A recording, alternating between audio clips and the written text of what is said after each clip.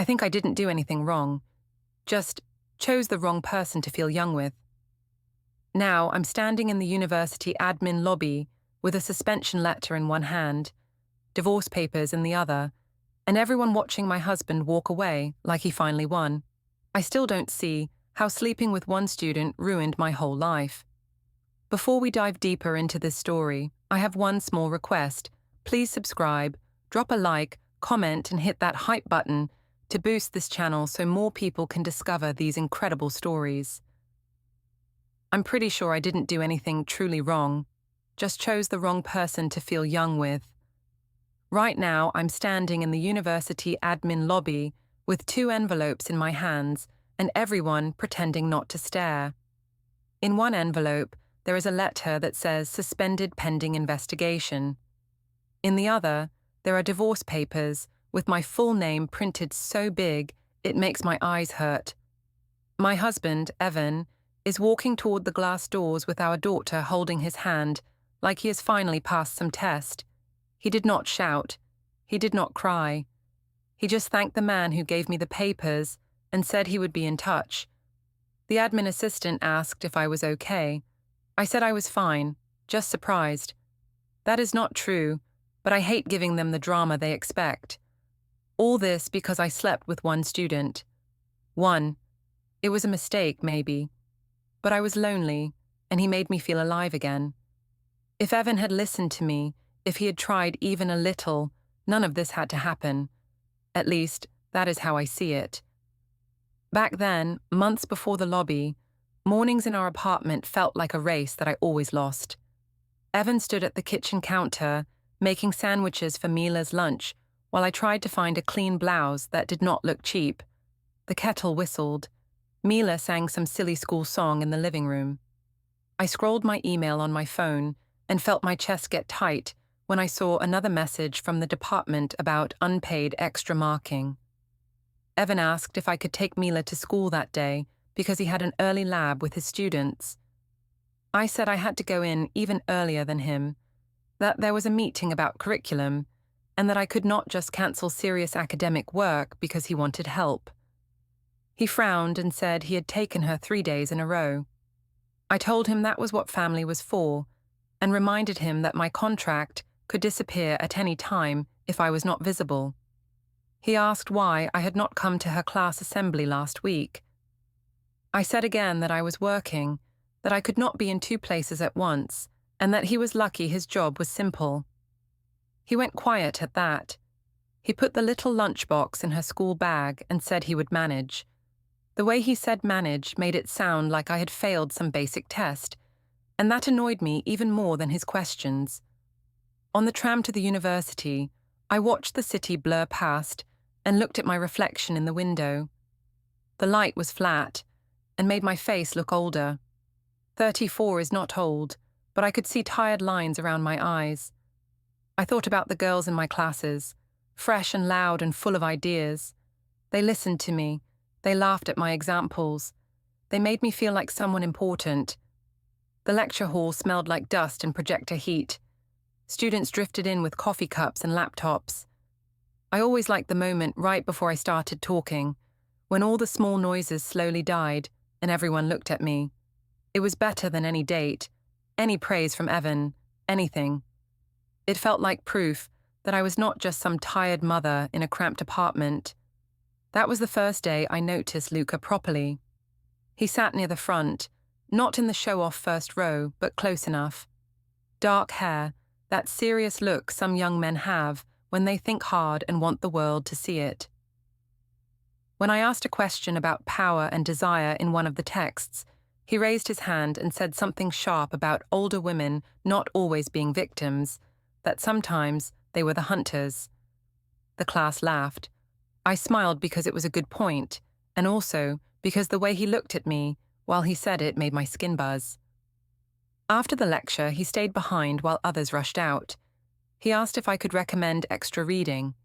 I said I could send a list by email. He thanked me and said my class made him feel awake after 2 years of boredom. I said I was glad someone here still cared about serious literature. It was small talk, really. but I walked to the staff room with a lighter step than I had in months. In the campus cafe later, a few of us from the department sat with cheap coffee and tried to pretend we were not exhausted. One colleague asked how things were at home. I said they were fine, then added that Evan had started to get weird about my hours. I laughed and said he checked the time I got back like I was one of his teenagers at school. They laughed with me. Someone said some men just could not handle their wives having a real career. I agreed very quickly. An older lecturer asked gently if maybe Evan was just worried about how much I took on. I felt a sting in my chest at that and changed the subject, talking about my students instead. I mentioned Luca's comment in class and said it was nice to have someone who actually engaged. Someone joked that I already had a fan. I shrugged and said fans were more useful than critics. In the afternoon, I rode the tram home, scrolling through my phone. There was a message from Evan asking how my day was, and if I could please try to be home for dinner because Mila wanted to show me a drawing. I read it and did not answer right away. My thumb hovered over the screen. Then I locked the phone and looked out the window. I told myself he did not really care about my day, only about whether I came back in time to play housewife. The apartment felt smaller when I walked in. Toys on the floor, dishes in the sink, papers stacked on the table where I wanted to work. Evan stood at the stove stirring a pot. He asked how the meeting went. I said it was long and useless. He asked if we could have one evening that week where I did not bring work home. I said my work paid for the tram card and some of the rent, and that if he wanted a relaxed wife, he should maybe earn more so I could relax. He went quiet again. That silence of his always felt like judgment. We ate with the television on, some cartoon for Mila. She showed me her drawing, a picture of our little family. She had drawn herself between us, holding both hands. Evan smiled and said she had done a great job. I patted her hair and said she was very clever. In the drawing, he was taller than me. For some reason, that annoyed me. Later that week, we went to my mother's apartment for dinner. The place smelled like garlic and perfume. Verena loved having us there because she could show off that her daughter was a lecturer at the university. She poured wine and told Evan he should be proud. He said he was, of course. I felt a warmth in my chest, but I did not show it. My mother asked if I was working late again and made a joke about poor Evan having to be both father and mother. I laughed and said he handled it fine, that he liked routine. I added that he sometimes complained when I did not come straight home, and rolled my eyes.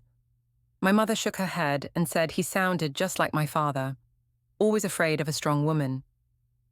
Nina watched all this with a tight little smile. Evan tried to bring up Mila's school schedule and said it would be nice if I could attend the next parent meeting. I said the university might need me, and that my career was not something I could just pause. He said he never asked me to stop working, only to show up sometimes. I told him that if he wanted a simple wife who cooked and cleaned, he should have married one of his quiet colleagues, not me. My mother laughed at that and called him old-fashioned. I saw his face change then. Not angry exactly, just tired, like he had heard this too many times. He finished his plate and went to help Mila with a puzzle in the living room. I stayed at the table, enjoying the feeling of my mother on my side for once. When dessert came, Nina asked how my classes were. I talked about my students. I mentioned that one of them was very promising, very intense about the material, and that it was nice to have someone who really listened. My mother said that must feel good, after years of dragging dead weight, and gave a little nod toward the other room. I did not say she meant Evan, but we all understood. My phone buzzed on the table. A new message preview slid across the screen. It was from Luca, sent late that evening.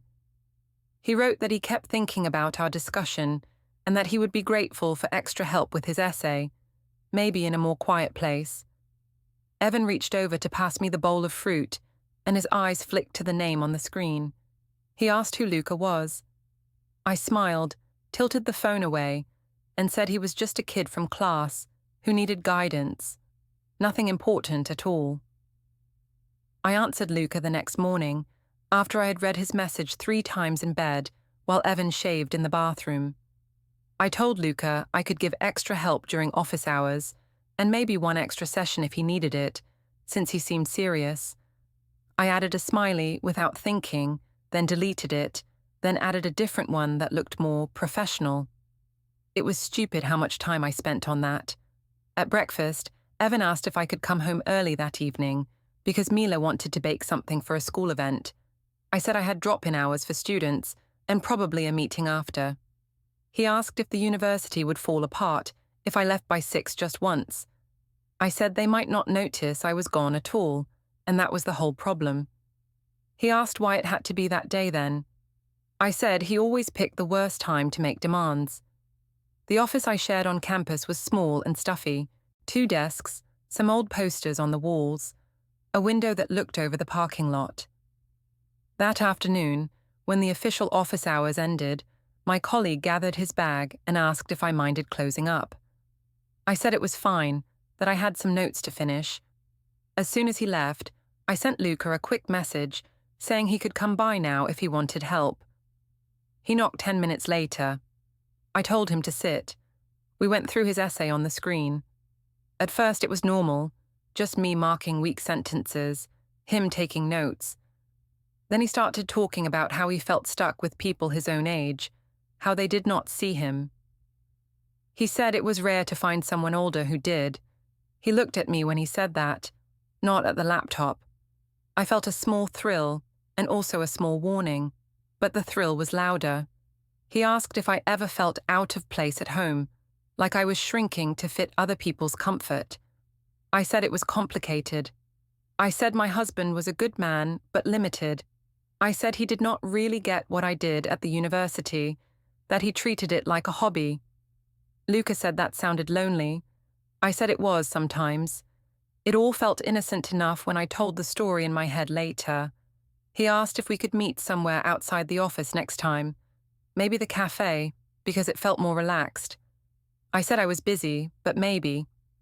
When he left, he stood very close by the door for a second, like he might say something else. Then he just thanked me again and left. I watched him walk down the corridor and told myself it was harmless.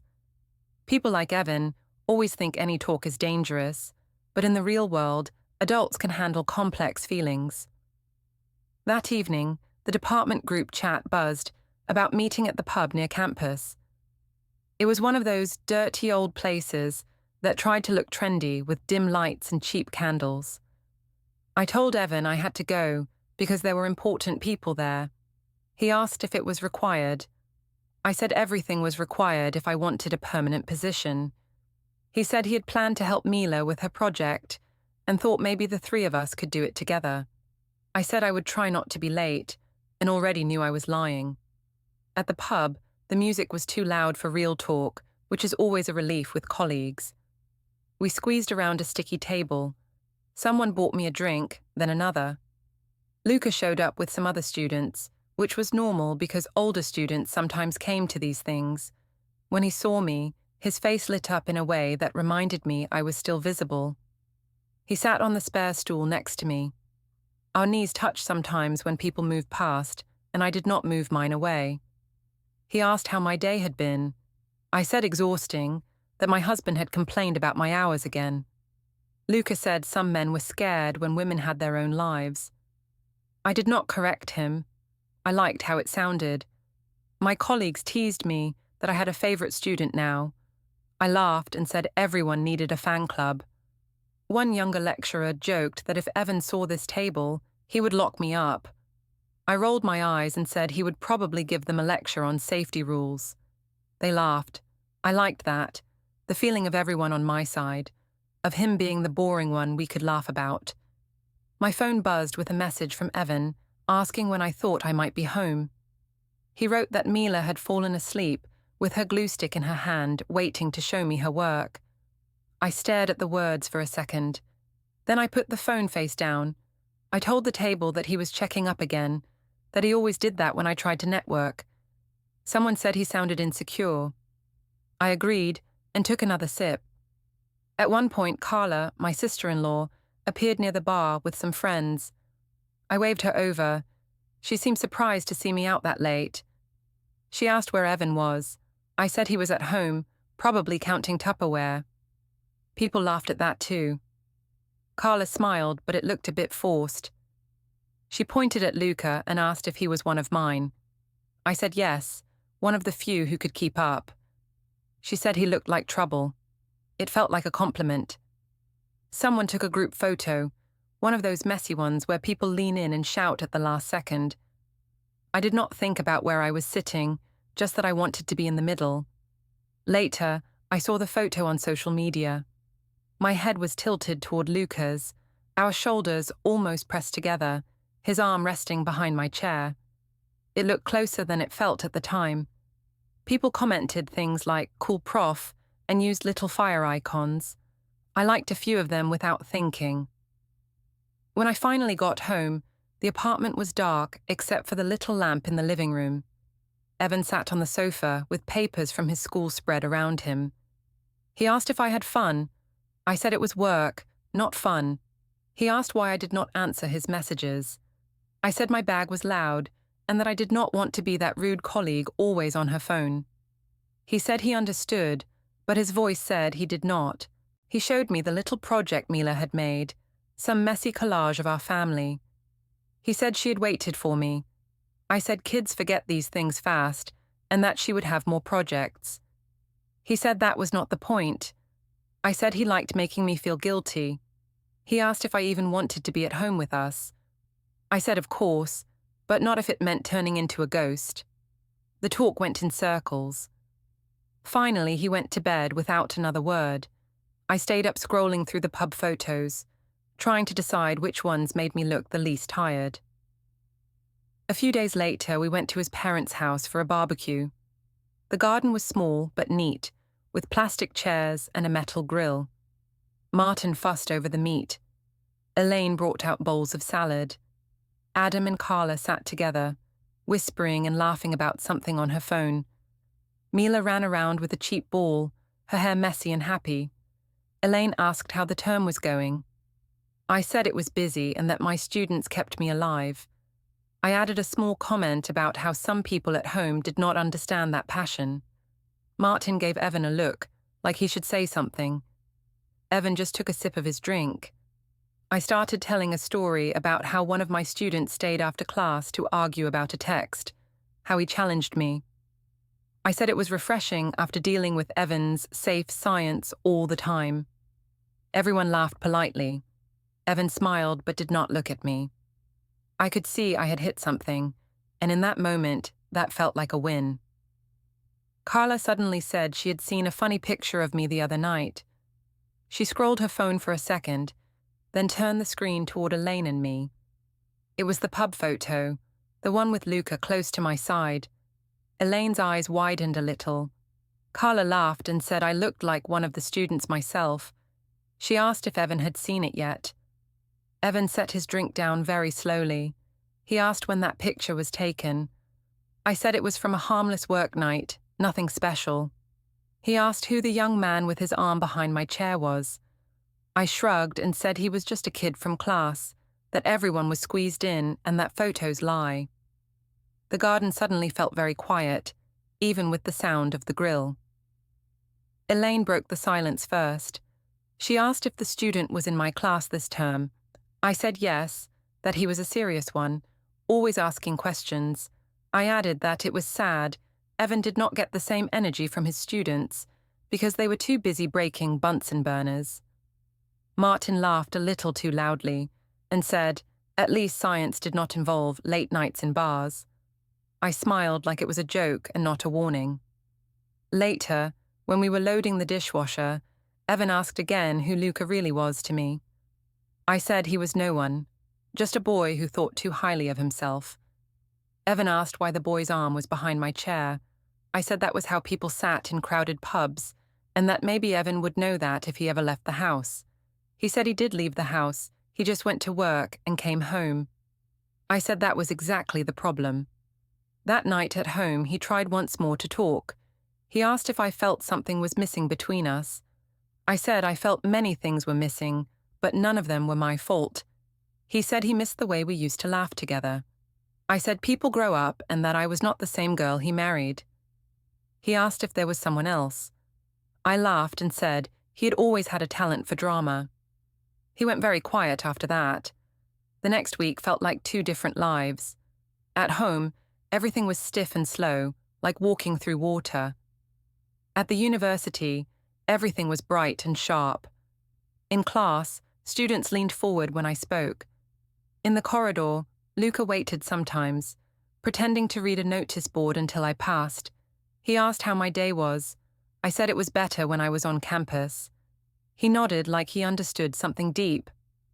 One afternoon he came to the office again. My colleague had already left. The light was fading, and the room had that grey end-of-day feel. We went over another essay draft. He moved his chair closer so we could both see the screen. Our shoulders touched. I did not move away. He smelled like cheap aftershave and coffee. It was not even a nice smell, but it made me feel noticed. He asked if my husband still gave me trouble about my hours. I said he did not give me trouble. He just did not get it. I said he treated my work like a hobby. Luca shook his head and said he could not imagine not being proud of a woman like me. No one had called me a woman like me in a long time. At home, I was just mum or, hey, can you grab this? The first time he kissed me was so quick it almost did not feel real. I was leaning over to point at a line in his essay. He turned his head. Our faces were close. He said something about power in the text again, about who really had it. Then he just did it. A short, soft press of his mouth to mine. I froze. For a second I thought, this is insane, stop it. Then I thought, finally, someone sees me. I pulled back and said this was not a good idea.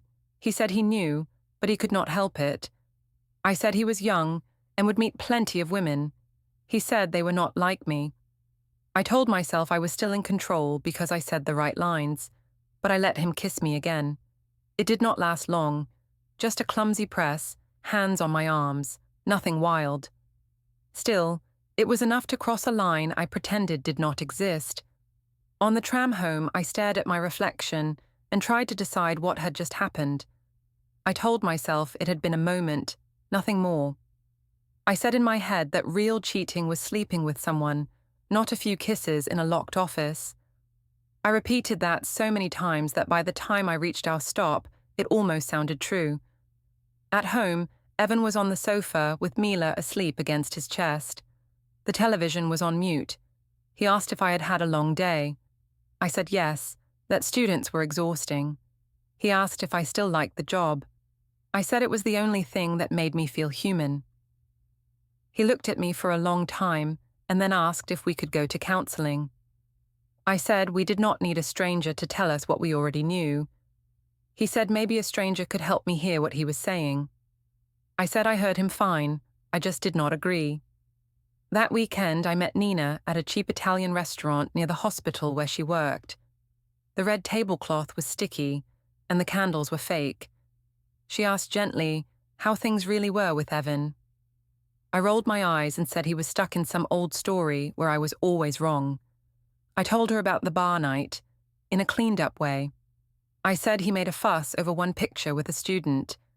I said he was jealous of my connection with my class.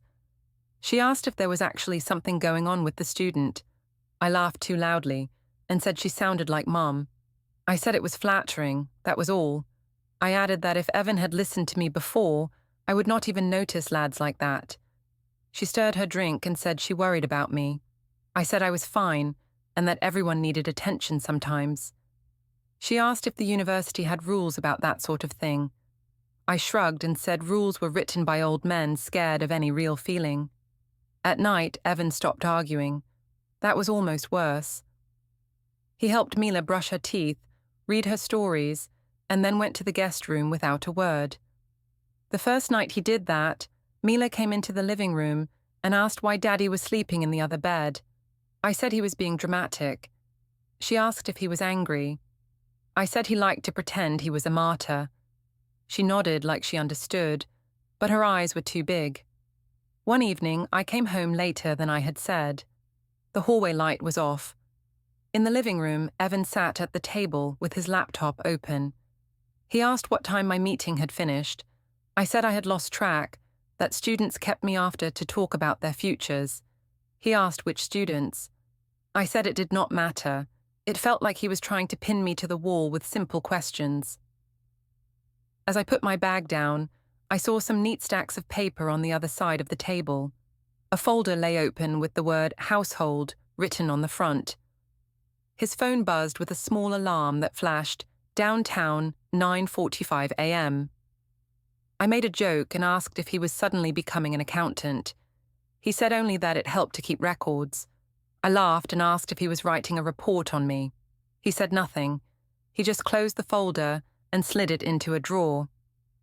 Later, when he thought I was asleep, I heard the soft beep of his phone and the tiny click of the guest room drawer. There was also the low hum of the printer starting up and then spitting out a page. I lay still and told myself he was being ridiculous.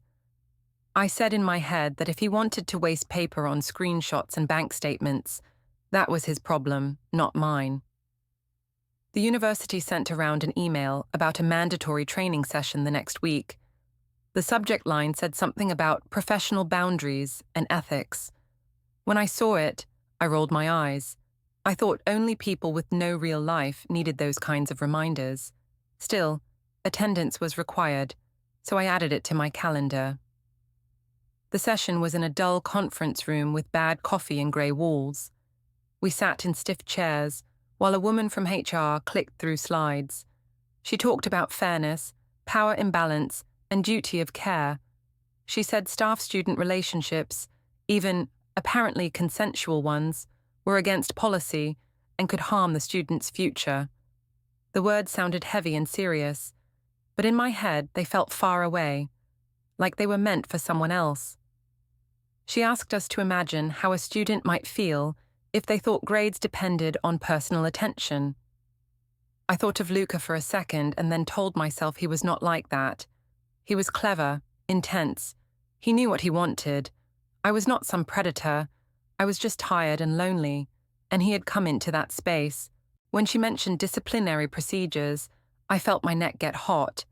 I told myself it was just because the room was warm. After the session, one of my colleagues joked that the slides were clearly aimed at the young ones who can't keep it in their pants. He glanced at me in a way I did not like. I laughed and said rules were made for people who did not know the difference between harmless fun and abuse. Inside, though, I felt a tiny coil of unease. At home, Evan was calmer than before. Too calm. One evening after Mila went to bed, he sat across from me at the kitchen table, his hands around a mug of tea. He asked if we could talk without shouting. I said I was not the one who shouted. He said he wanted simple answers. He asked again if there was anything going on with Luca. He used his name this time, not that student. I laughed and said he was obsessed, that it was embarrassing. He said he had seen us through the office door, that he heard Luca call me by my first name and saw us sitting too close. I said he had a good imagination. I added that he sounded like those men who think any laugh is flirting. He looked straight at me and asked if I had kissed him. Just like that. No build-up, no soft landing. I felt my chest tighten. I said I was offended, that he was accusing me of something ugly without proof. I told him trust meant not digging, not spying. He said trust meant honesty when someone asked a clear question. I turned my head away and said I did not have to defend myself from his jealousy. When he saw I would not move, he stopped pushing. He said he had heard enough to know things were not as I said. He said he would not keep going in circles. He did not yell, which somehow hurt more. He just said he would handle it properly from now on. I laughed at the word properly and told him he sounded like a head teacher about to hand out detention. But the way he pushed his chair back, steady and slow, made my stomach twist. A few days later, my mother called and said we should all meet at her place for dinner. To clear the air. She said Evan had sounded strained on the phone. I was annoyed he had gone to her, but also pleased in a way, because I could show everyone how unreasonable he was being. At Verina's apartment, She had candles lit and music playing, like she wanted to create a soft stage. She hugged me and whispered that men always panicked when they felt they were losing control. Evan arrived with Mila. He looked polite, serious, almost like a guest, not like my husband. Nina came straight from work, still in her scrubs. We ate pasta and drank cheap wine. My mother asked how work was. I said it was busy, that my students kept me sane. She made a comment about how certain men did not respect real intellect. I felt Evan stiffen next to me. Finally, Verena put her fork down and said we should talk openly. She asked Evan what his problem was. That is how she put it. His problem. He took a breath and said he was worried about our marriage and about Mila. He said he had asked me about my relationship with a particular student and that I had refused to answer honestly. I cut in then. I said he was making wild accusations with no proof. I said he was trying to control my job, my friendships, my life. I told my mother and sister that he had even gone to campus to spy on me. Verena shook her head and called him paranoid. Nina watched him with that careful, quiet look she had. Evan waited until I finished. Then he said he had seen enough, heard enough, and collected enough to know something was wrong. He said he did not want to speak in detail in front of my mother and our child. He said he would be taking steps to protect himself and Mila. Verena snapped that he was threatening me. He said he was not threatening anyone. He said he would not shout or throw things or do anything dramatic. He said again that he would handle it properly. The word hung in the air this time. Properly. I rolled my eyes and said he loved to sound noble. I said if he wanted to leave, he should just say so instead of playing the victim. He said he was not leaving Mila. That was the only line that seemed to shake my mother. She opened her mouth, then closed it again. On the way home with Evan and Mila, the car felt cramped. Mila fell asleep with her head against the window. Evan drove in silence. I stared at the glowing numbers on the dashboard clock. When we parked near our building, he reached into his pocket and pulled out a small new key on his ring. He turned it between his fingers for a second, then put it back. I asked if he had joined some secret club. He said only that he had opened a safety deposit box at the bank. I laughed and said he was being dramatic. He said paperwork was easier to keep safe that way. The next day at campus, I tried to push all that aside. I had a lecture to deliver, papers to mark. After class, Luca was waiting outside the hall. He did not look as relaxed as usual. His eyes kept flicking to the doors. I asked if everything was okay. He said it was fine, just busy. He asked if we could talk in the cafe instead of the office. That already annoyed me. We sat by the window in the campus cafe. Students went past with trays, laughter rising and falling like waves. Luca stirred his drink without drinking it. He said someone from the student support office had asked him to confirm details about his meetings with me. He said they mentioned a concern raised about boundaries. For a second, I felt cold. Then I told myself this was just Evan stirring trouble. I told Luca not to worry, that these officers loved a bit of drama. I said they probably misunderstood something. I said I could clear it up. He looked at me in a new way, like he was seeing the risks for the first time. He said he did not want trouble with his degree. He said he respected me, but he needed to be careful. That word again. Careful. Suddenly everyone was careful except me. I told him Evan was just lashing out because he could not handle a woman like me. I said men like that always used rules when charm failed. Luca did not argue, but he did not smile either. When he left, he did not stand too close or touch my arm. He just said he would keep his distance for a while. I watched him walk away and felt both angry and abandoned. That evening, after I put Mila to bed, my phone vibrated. It was a message from Evan. He was in the guest room. He could have walked 10 steps to talk to me, but he chose a text. He wrote that there would be a meeting at the university admin building on Friday at 3 p.m. He asked me to be there. He said there would be people present who could help us talk in a structured way. I stared at the screen and snorted. A structured way. I told myself he had finally agreed to some kind of mediation, and that I would get my chance to explain how all this was really his fault. I typed a quick reply saying I would come, if only to stop him playing the martyr. When I put the phone down, I noticed a small calendar reminder pop up on his laptop across the room, just visible through the half-open door.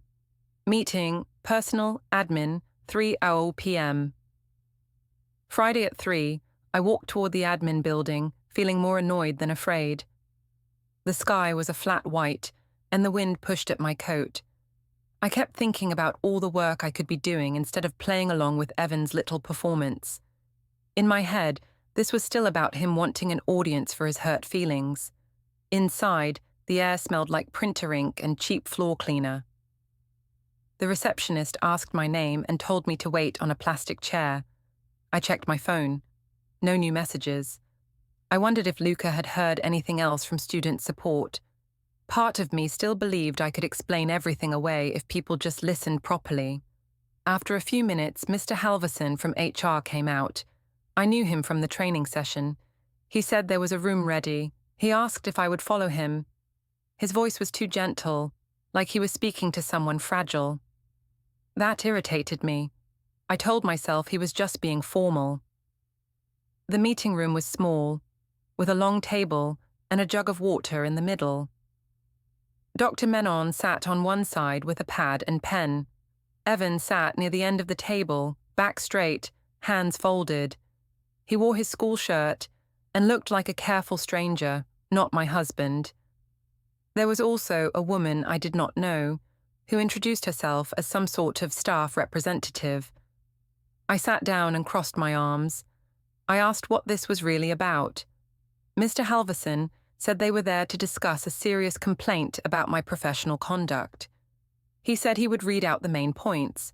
I said I had not done anything wrong. I said my husband was overreacting. He nodded, then started anyway. He said the university had received a report about an alleged inappropriate relationship between me and a current student, Luca Petrov. He said there were concerns about boundaries, grading, and potential pressure. He spoke slowly, as if every word weighed something. I felt my face get hot. I said there was no relationship, only enthusiasm. I said students sometimes needed extra help, and insecure people often misread that. I glanced at Evan, expecting him to snap or look ashamed. He did not. He looked steady. That made me angry. Mr. Halverson placed some printed pages on the table. He said they had copies of messages sent between my phone and Luca's, provided by my husband. He said they also had screenshots of social media posts, including the bar photo, and a written statement from a student who reported feeling uncomfortable about the closeness between a lecturer and a classmate. He added that Luca himself had confirmed certain meetings and said he wanted to protect his academic position. I said messages could be read in many ways. I said students often use personal language and that I only responded in a supportive tone. I said a photo in a bar meant nothing, that I happened to be sitting near him because there was no space. I looked at Dr. Menon, expecting at least a hint of understanding. She just wrote something down. Evan spoke for the first time. He said he had not wanted to bring private things to the university, but he felt he had no choice if he wanted to protect our child and his own stability. He said he had heard and seen enough to worry, so he had collected evidence quietly. He mentioned dates and times when I said I was at meetings, but my location had clearly been somewhere else. He spoke in that calm teacher voice he used with troublemakers in class. It made my skin crawl. I tried to interrupt. I said he was twisting things, that he was using the system as revenge. I said he had always struggled with my ambition. Dr. Menon held up her hand slightly and asked me to let him finish. That stung more than anything. It meant they were taking him seriously, as if he were the injured one, and I were just noise. When he finished, there was a pause. The room hummed with the sound of the air vent. Mr. Halverson said the university took its duty of care very seriously. He said the staff-student relationship policy was clear. He said that given the materials presented and the confirmation from the student, They had to act. He told me I was being placed on immediate suspension from teaching and student contact with pay, pending a full investigation. He said I must not contact Luca or any other student involved. He said my access to certain systems would be limited. He asked me to hand over my staff ID card. For a second, the words did not make sense. Suspension was something that happened to other people, careless people, stupid people. I said this was extreme. I said they were punishing me for being a passionate teacher. I said it was obvious my husband had pushed them. Dr. Menon said the decision was based on policy and evidence, not on his feelings. I took my ID card from my bag and set it on the table. My hand shook a little. I hoped they did not see it. I asked what would happen next. Mr. Halverson said there would be formal interviews and that I would receive letters with dates. He also said I had the right to support and to representation. It sounded like I was already halfway guilty. The meeting ended. Chairs scraped. Papers were gathered. Evan thanked them for their time. He did not look at me when he said it. I said they were overreacting and that things were not as simple as they made them. No one argued. That almost hurt more than if they had shouted. In the corridor outside, everything felt too bright. A couple of admin assistants pretended not to watch us. I held the suspension letter in my hand. The word investigation looked huge on the page. I wanted to rip it up, but I did not. Evan stood a little distance away, near the lobby, talking quietly to a man in a dark suit I did not know. My mother and Nina hurried in through the glass doors at that moment. Verena looked flushed and ready for a fight. She asked what they had done to me. I said they had suspended me on nothing. She said we would sue them all. Nina just looked tired. The man in the suit walked over to me. He asked my name to make sure. I said yes, that was me. He said he had documents to serve. Before I could ask what, he placed a thick envelope in my free hand. The paper was heavy and stiff. I opened it enough to see the first page. My full name. Evan's full name. Words like petition and dissolution of marriage and temporary child arrangements. The text swam for a second. I blinked. Evan explained, still in that calm teacher tone, that he had filed for divorce and for temporary orders. He said Mila would mainly stay with him during the week, so her school and home life would stay stable. He said I would of course see her, but in a clear schedule that did not depend on my mood. He said he needed financial separation, given recent spending and debts I had taken on without discussion. My mother snapped that he was stealing my child and punishing me for one mistake. Evan said he was not stealing anyone. He said he was making sure Mila had a steady home while the university decided what would happen with my job. He said he would not discuss details in a hallway. He said everything was in the papers. I said this was abuse, that he was hiding behind lawyers because he could not face me. I said he was turning my worst moments into weapons. He did not argue. He just looked at me for a second, not with hate, but with something like pity. Then he turned away. Over by the entrance, I saw Mila with his parents. She held her small school bag and watched us with wide eyes. She asked if Mommy was in trouble at school. Elaine said quietly that grown-up things were happening and that her parents loved her. Evan walked over, bent to kiss the top of her head, and said they were going home to make dinner. He led her out through the glass doors without looking back. The lobby doors slid closed behind them with a soft hiss. I stood there holding the suspension letter in one hand and the divorce papers in the other, my name printed in bold on both. I told myself I still did not think I had done anything truly wrong, just reached for the only person who made me feel alive. But the paper in my hands did not care how I felt. I don't remember sitting down, but suddenly I was on the plastic chair by the wall, the two envelopes on my lap like they weighed 100 kilos. My mother kept talking, saying we would fight this, that no judge would side with a boring school teacher over a university lecturer. Nina stayed quiet, reading the front page of the petition, her mouth a thin line. I told them Evan was weak, that real men work through problems, They didn't run to HR and lawyers. Even as I said it, I could still see him in my mind, walking out with Mila, back straight, not once raising his voice. An admin assistant passed and asked if I needed water.